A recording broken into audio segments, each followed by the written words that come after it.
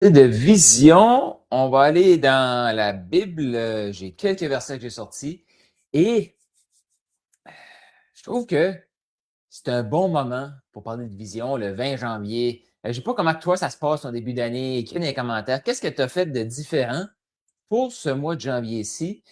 Moi, j'ai décidé, c'est la première fois que je commence mon année comme ça, avec un 21 jours de jeûne qui est avec une église que je suis aux États-Unis, mais il y a beaucoup d'églises qui font ça parce que quand tu jeûnes, puis jeûner veut dire mettre quelque chose qu'on aime beaucoup de côté. Donc, ça peut être repousser notre assiette, repousser les médias sociaux, repousser quelque chose. Moi, j'aime bien inclure un côté nourriture là-dedans, fait que je prends un repas par jour et j'ai coupé le café, coupé le sucre pour 21 jours et ça clarifie les idées. Puis pourquoi c'est important de faire ça en début d'année?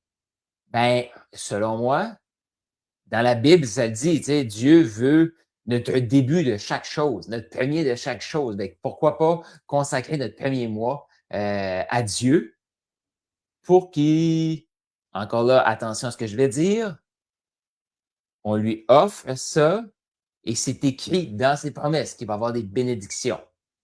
Bénédiction ne veut pas dire que nous, on va choisir, c'est pas un Père Noël, c'est pas ça. Sauf que, tu sais, je pense que vous comprenez ce que je veux dire, là. C'est quand même écrit dans mes cheveux, dans la Bible. Et je veux parler de vision. Parce que là, je sais pas, toi, tu es où dans ton début d'année, là? Ça se peut que tu étais parti sur une tangente, et finalement, il s'est passé quelque chose de différent. Tu sais, moi, dans mon cas, j'étais parti sur un partenariat. Finalement, le partenariat a tombé. Là, il y a d'autres portes qui s'ouvrent. Mais quand même, sais, c'est quand ça arrive, il faut pivoter, il faut changer des choses. Tu sais, tu es entrepreneur, tu as des clients, puis là, finalement, il y a un client qui part ou quelques clients qui partent. Tu sais, il faut se réinventer. Puis, se réinventer. Ça ne veut pas dire tout te remettre à zéro, là. On revient tout le temps aux bases. Mais une des choses, OK, qu'on doit avoir pour rester dans la persévérance, de rester dans c'est quoi l'autre mot là? En tout cas, on va dire persévérance, ça prend une vision. Trop souvent, on vise quoi? Qu'est-ce qu'on veut? Qu'est-ce qu'on veut? Tu sais, parce que la vision veut dire, on voit quelque chose qui n'existe pas, on croit quelque chose qui n'existe pas encore, qui n'est pas encore matériel. Mais si on le voit dans notre esprit, ça veut dire que, tu sais, si Dieu nous le met sur notre cœur, ça veut dire qu'on va le réaliser, tu sais. Et aujourd'hui, ce que je vais t'apporter dans la vision, mais comment, je vais dire, courir pour atteindre cette vision-là? Comment Ouais, on va utiliser la course aujourd'hui. Donc, la vision va nous apporter quoi? Va nous apporter la provision. Ouais, la provision, souvent, qu'est-ce qu'on veut? Tu sais, on veut plus d'argent, plus de temps. On veut des provisions. Tu sais, on veut un garde-manger plein. On veut un compte de banque plein. On veut des provisions. Mais il faut comprendre que la provision vient quand? Vient après la vision. Je répète ça. La provision va venir après la vision. Ce matin, je lisais justement dans Genèse l'histoire de Joseph, une histoire que j'adore. Pour moi, Joseph, là, c'est un des maîtres de la vision. Tu sais, il a reçu une vision quand il était jeune. Il s'est fait vendre à cause de ça. Il s'est fait pratiquement tuer à cause de cette vision-là. Il est arrivé en Égypte. Il a été le maître de maison du bras droit du pharaon. Il s'est fait mettre en prison et il a interprété des rêves, des visions de prisonniers. Il y en a un qui est mort, puis l'autre qui est sorti, puis il a dit oublie-moi pas, qu'est-ce qui est arrivé? Il l'a oublié pour 2 ans. Et par la suite, qu'est-ce qui s'est passé? Le pharaon a une vision et personne ne peut l'interpréter. Et là, le gars du vin fait comme ah ouais, il y a ce dude ici qui est en prison, puis c'est un Hébreu, puis lui, il avait pas interprété, puis ça s'est passé exactement comme c'est là. Et voici ce qui s'est passé. Puis je vais t'apporter un verset clé. Prends-le en note, là, si tu veux, là, le psaume 126, 5 et 6. Je vais le lire tantôt. Mais là, je vais parler de provision. Donc, qu'est-ce qui s'est passé dans la vision du pharaon? C'était 7 vaches grasses qui se font bouffer par 7 vaches rabougries, maigres, et 7 épis de maïs qui étaient super beaux. qui s'est en fait bouffé par 7 épis rabougris secs et tout et tout. Puis Joseph, lui, quand il a reçu ça, il fait comme, ben écoute, c'est très clair, là, OK? Tu as reçu une vision de ce qui va se passer. Tu as reçu une vision de ce qui va se passer. Donc, les prochaines 7 ans, c'est des 7 ans d'abondance. Donc là, il faut quoi? Il faut mettre du grain de côté. Il faut faire des provisions pour les 7 ans de famine qui vont arriver par la suite. Et là, qu'est-ce qui s'est passé? Le pharaon a fait comme, il y a juste toi qui peux faire ça, là, parce que, tu sais, c'est comme, tu sais, en affaires où quand tu fais une vidéo, tu dis quoi faire. Là, les gens vont comme ça. Ça a l'air tellement simple d'écouter, mais il y a juste toi qui peux le faire. Parce que tu dis quoi faire, mais ils ne savent pas exactement comment le faire. Parce que là, pour arriver à faire 7 ans de provision pour subsister 7 ans, ben, ça prenait un plan. Ça prenait quelqu'un qui était un leader, un rassembleur, qui était capable de gérer. Hein? Et c'est là, OK? C'est là que je vais t'apporter ce verset-là clé. Prends-le en note. Psaume. Moi, je me suis fait des affiches comme ça en début d'année. Des promesses qui est dans la Bible, il y en a plein. Il y en a plein. Fait que je vais te lire celle-ci, le psaume 126, 5 et 6. Ceux qui sèment dans les larmes récolteront avec des chants de joie. On va leur prendre là. Ceux qui sèment dans les larmes récolteront avec des chants de joie. Ils reviennent avec joie, portant les gerbes auprès, après être partis en pleurant pour semer. Qu'est-ce que ça veut dire, ça? Qu'est-ce que ça veut dire? Puis, Joseph, c'est l'histoire parfaite, là. Moi, je pense que Joseph a pleuré quand il s'est fait vendre de sa famille, qui était comme séparé de sa famille. Moi, je crois qu'il a pleuré. C'est pas écrit concrètement dans la Bible, mais je crois qu'il a pleuré, là. Peux-tu s'entendre, là? Comme, toi, tu as une vision, tu es tout excité par ça, puis là, tes frères t'en veulent, puis ton père même t'en veut, puis tes frères te battent, puis ils te jettent dans un puits, puis finalement, il y a un groupe qui passe, puis il te pogne, puis il te vend. Je pense qu'il a pleuré, moi. Et il prenait soin de la maison de son maître, et puis finalement, la femme voulait coucher avec lui, la femme du maître, puis là, il voulait pas. Puis il s'est fait mettre en prison. C'est toute une injustice, ça. Moi, je pense qu'il a pleuré. Mais qu'est-ce que Joseph a fait? Ben, il a continué de semer en pleurant. Ouais. Il a été vendu en esclavage. Quand il est arrivé comme esclave, il s'est rendu utile pour son maître. Il s'est retrouvé à la tête de la maison de son maître, qui est le bras droit du pharaon. Ouais. Il s'est rendu utile. Il a semé pendant qu'il pleurait. Pourquoi? Parce qu'il avait une vision et il savait que Dieu allait pourvoir. On a entendu ça souvent. God will provide. Provide. Dieu va pourvoir. Il va apporter des provisions. C'est hot, ça. C'est hot, ça. Fait que je ne sais pas qu'est-ce que tu vis actuellement. Peut-être que tu es dans un début d'année un peu plus difficile, puis tu te dis, mais coudonc, moi, je ne pensais pas que 2026 allait commencer comme ça. Attache-toi aux promesses qui sont dans la Bible. Attache-toi aux promesses qui sont dans la Bible, qui dit que ceux qui sèment dans les larmes vont récolter dans des champs de joie. Ouais. Fait que Joseph, qu'est-ce qu'il a fait? Il est resté accroché à sa vision. Et les provisions viennent après la vision. Ce que Dieu nous demande, quand on a une vision, OK? Il veut qu'on agisse sur cette vision-là. Si on n'agit pas sur la vision qu'on a reçue, il ne peut pas nous envoyer les provisions. On n'a pas fait le travail. Et là, OK?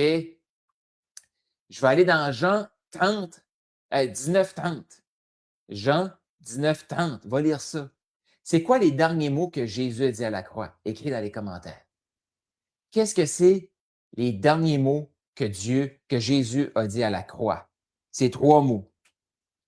Puis après ça, il a baissé la tête, puis il a rendu l'âme. Ces 3 mots-là, c'est tout est accompli. Tout est accompli. Fait que ce que ça veut dire, ça. Puis tu vas voir, c'est super important ce qui est là, parce qu'on a une vision. On veut les provisions. Tu sais, on veut la récolte de cette vision-là. Mais là, il faut passer à l'action. Puis il va y avoir des embûches.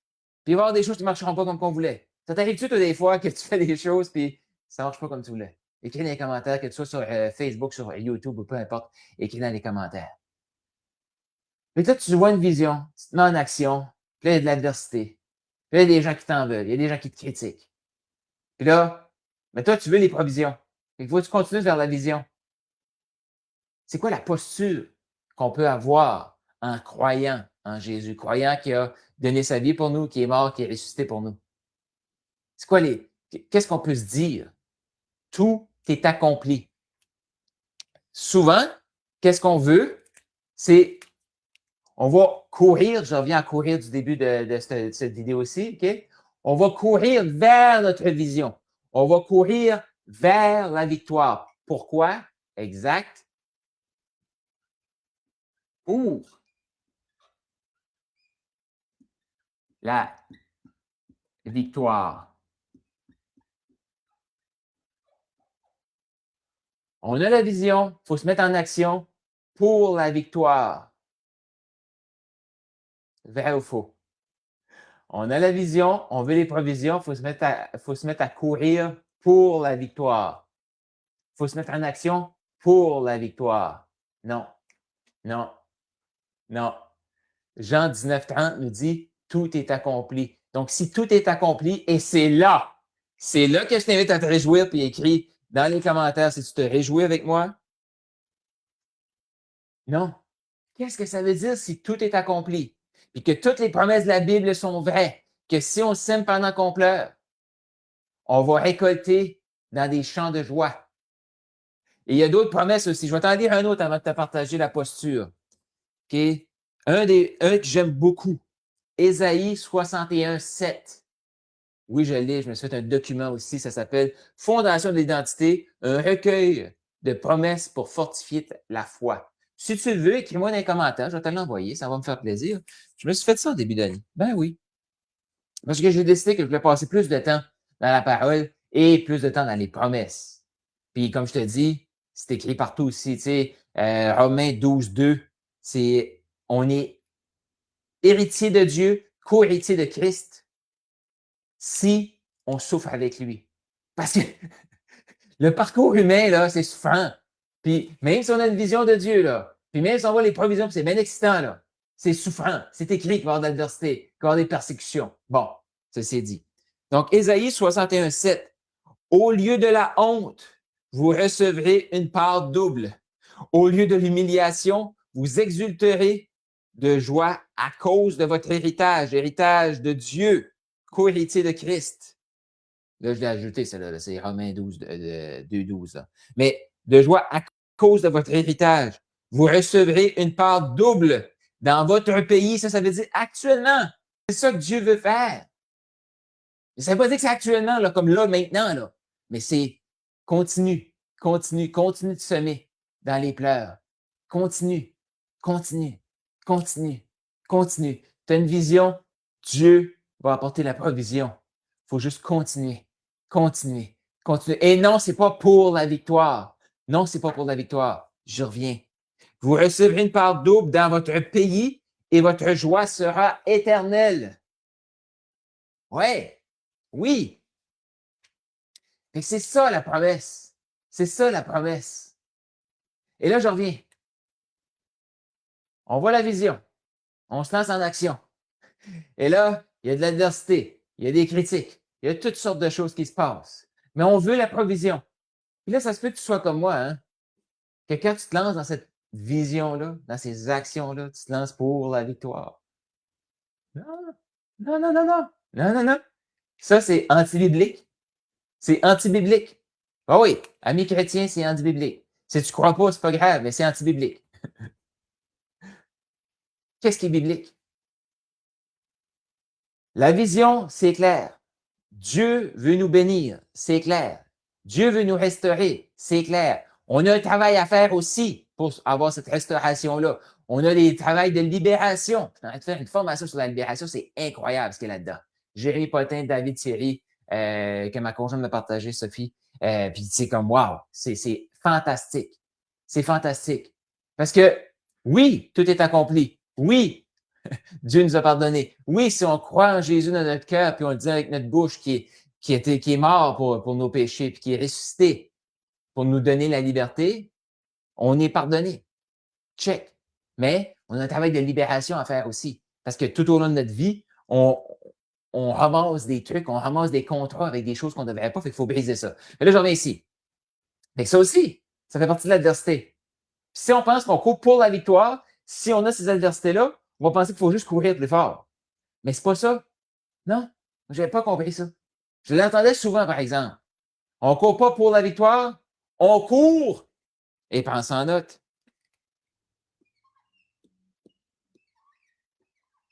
À partir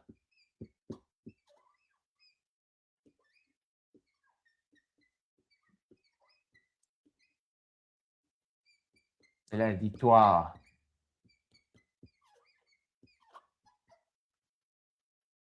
Hein. Comment ça change ta vie? Prends le temps là, de méditer là-dessus. Prie. Demande à Dieu qui t'éclaire là-dessus. Demande à l'Esprit Saint qui t'éclaire là-dessus. Dieu nous donne une vision. Il faut se mettre en action. Oui, il va y avoir du travail à faire. Oui, il va y avoir de l'adversité. Oui, il va y avoir tout ça. Mais Dieu ne veut pas qu'on se mette en action pour avoir la victoire. Non! Il veut qu'on se mette en action à partir de la victoire.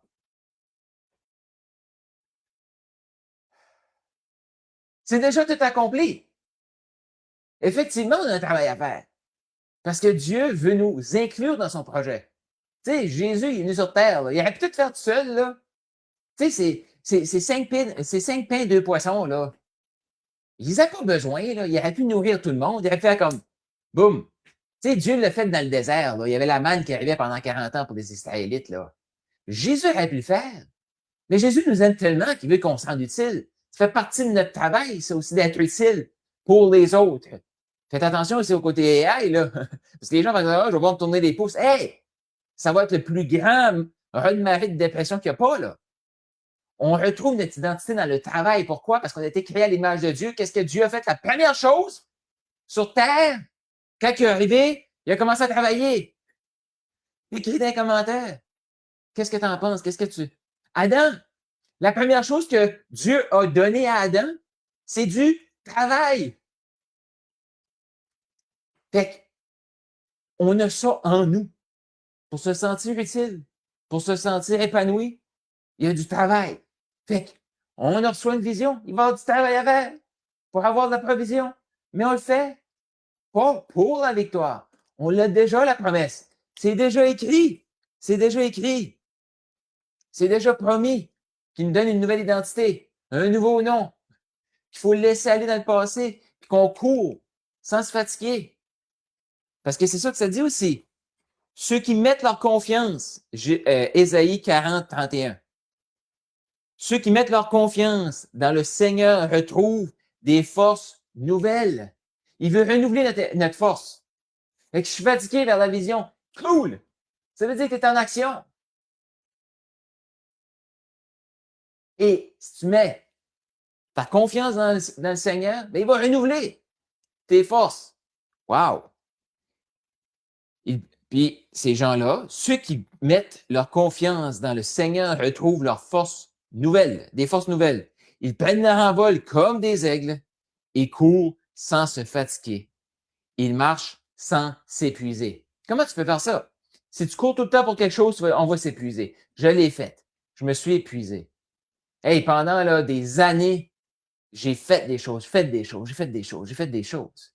Mais c'était pour avoir quelque chose. Et il faut faire attention ici. Là. Les actions que je faisais, possiblement que c'était les bonnes. Mais je retardais le plan de Dieu. Pourquoi? Parce que je pensais que c'était Carl Roussel qu'il fallait qu'il fasse pour avoir ça. Mais non. Nous sommes héritiers de Dieu, co-héritiers avec Christ. Philippiens 12, 2. Ça veut dire que l'héritage, elle est déjà là. Tu sais, les deux fils prodigues, là. Le fils prodigue là, qui est revenu, puis l'autre fait comment? Mais qu'est-ce qui se passe? T'as tué le veau gras pour l'autre, puis qui est parti, puis qui a dilapidé. Puis l'autre fait comme, mais voyons donc, je te l'ai déjà donné ton héritage. Fait qu'est-ce qu'on est en train de se plaindre, le ventre vide? Et ça se peut, je te parle pas d'une période de famine que t'as faim, là. pas ça que je te dis, là. Mais il y a une différence entre avoir faim, être dans l'adversité, être déprimé, parce qu'il y a des choses qui se passent, c'est vraiment déprimant. C'est correct d'être déprimé aussi. On peut le dire à Dieu. Mais il y a une différence entre quelqu'un qui vit ce moment-là avec une attitude de joie, avec les yeux levés au ciel, parce qu'il sait que ce qu'il vit actuellement, c'est à partir de la victoire. L'amour qu'il faut qu'il donne à l'autre, c'est à partir de l'amour. Tu vois-tu comment c'est? Hey, comment souvent qu'on essaye d'aimer d'autres pour être aimé. On essaye d'être serviable pour être aimé. Non, on est déjà aimé. Dieu a tant aimé le monde qu'il a donné son Fils unique pour nous. Matthieu 3,16. Jean 3,16. Fait on est déjà aimé. Fait aimer les autres, c'est pas aimer pour avoir de l'amour. C'est aimer à partir de l'amour. Mais il faut être réceptif. Il faut être prêt à recevoir ça de Dieu. Fait que je prie que Dieu touche ton cœur et que tu t'ouvres à recevoir l'abondance qui est là. L'abondance de Dieu, dans le timing de Dieu, selon la volonté de Dieu.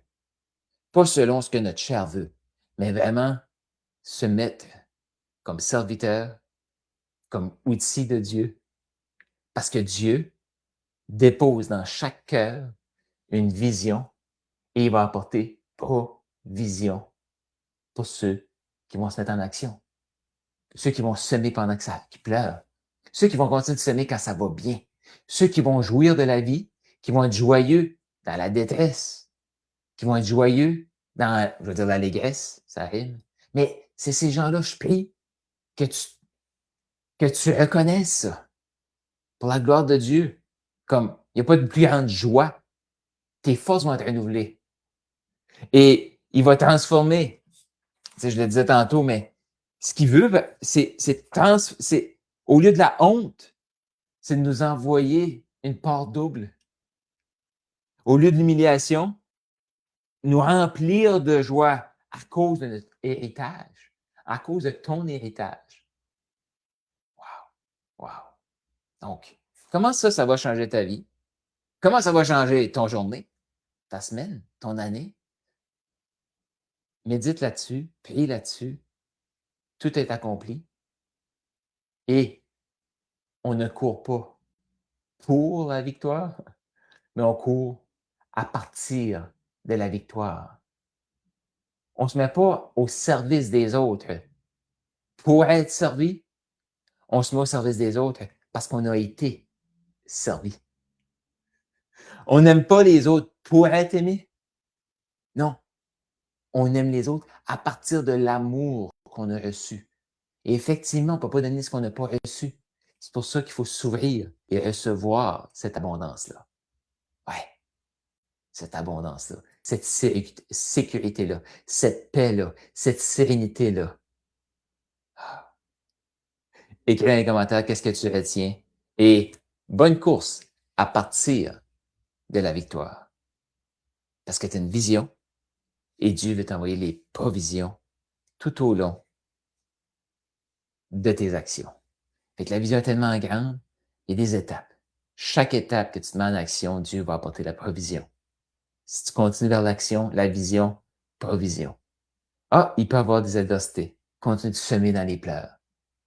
À partir de la victoire, à partir de la joie, à partir de l'amour, à partir parce qu'on a été servi. Bonne journée. Et partage sur live ici si tu connais des gens qui ne sont pas impactés. Et écris dans les commentaires. Tu peux m'écrire en privé aussi. Qu'est-ce que tu retiens? Comment ça t'a touché sur live ici? Sois béni.